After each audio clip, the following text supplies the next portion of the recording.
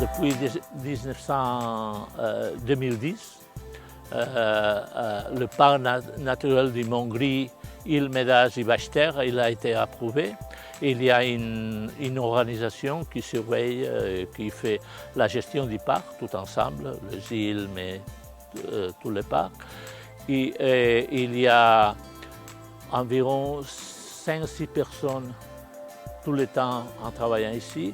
Ils sont employés en été avec beaucoup plus d'agents. Il y a la garderie rurale, il y a les polices régionales qui surveillent les activités au niveau du parc naturel et même les activités maritimes.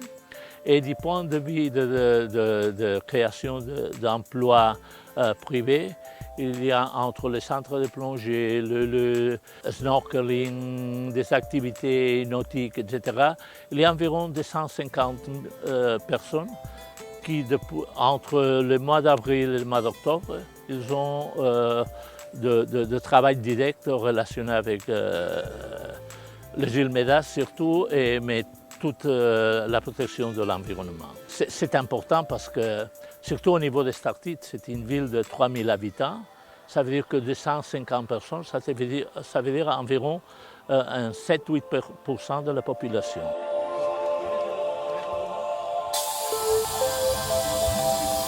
Les îles Médès, le parc naturel a été créé depuis 1992, me semble-t-il. Moi, je suis là seulement au cours des 10 dernières années.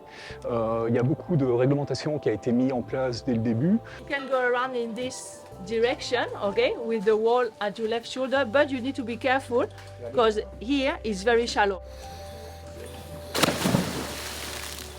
Par rapport à la plongée, ça implique plusieurs choses. Ça implique déjà un nombre de plongeurs limité par bouée et par bateau. C'est-à-dire qu'il y a, sur les îles Médès, par exemple, il y a un certain nombre de bouées et les bouées sont attribuées à chaque centre. C'est-à-dire qu'il y a un système de rotation.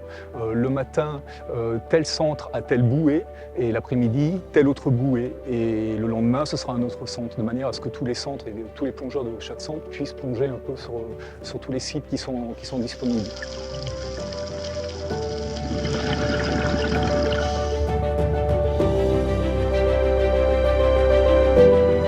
Ce projet, c'est avec la Fédération catalane de plongée.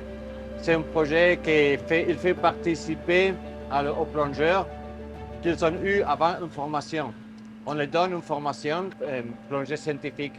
Alors, avec cette formation, ils viennent ici, ils font des photos pour identifier les espèces. Cette photo, ils les mettent dans un réseau, dans une plateforme sur Internet. Et ça va nourrir une intelligence artificielle, un deep learning avec laquelle on va apprendre à identifier par les images les espèces. Et comme ça, on pourra faire après plus d'études sous-marines qu'avec l'intelligence artificielle, avec des images. Les céphalopodes, ils ont besoin de mettre les œufs attachés à un objet. Ils ne les laissent pas comme les mérous qui laissent les œufs dans l'eau. Si les pêcheurs ils trouvent des œufs dans le filet et après les lèvent et les jettent à l'eau, cet œuf, on va le perdre, on va mourir. Ouais. Comme ça, maintenant, on a organisé les pêcheurs, ils récupèrent les œufs de ce filet, ils les prennent ici. Et dans le port, on espère qu'ils maturent, ils se gonflent. Et quand on est presque le temps d'éclater, d'éclosionner, on les sort dans la mer ouverte. Ils naissent d'une manière complètement naturelle.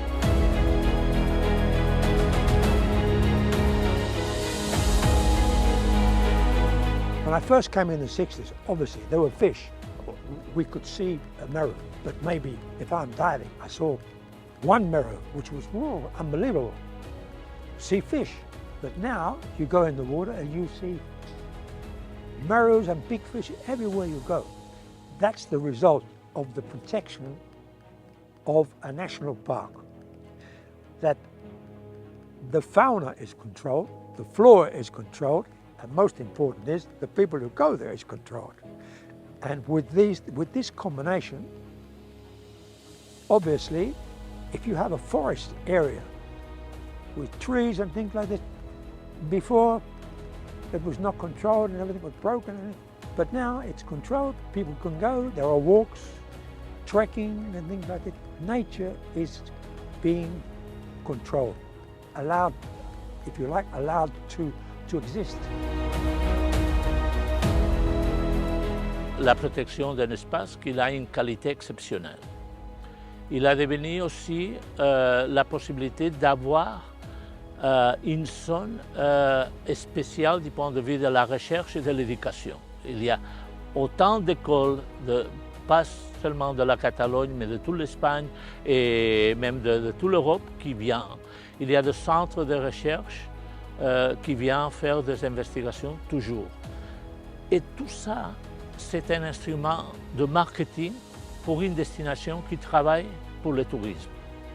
On ne parle pas seulement de, écoutez, venez à Estartit, qu'il y a le soleil, la plage, etc. Ça, il y en a partout le monde. Mais c'est un centre balnéaire qui essaie de faire le bilan entre conservation, mise en valeur et protection de ce qu'il a.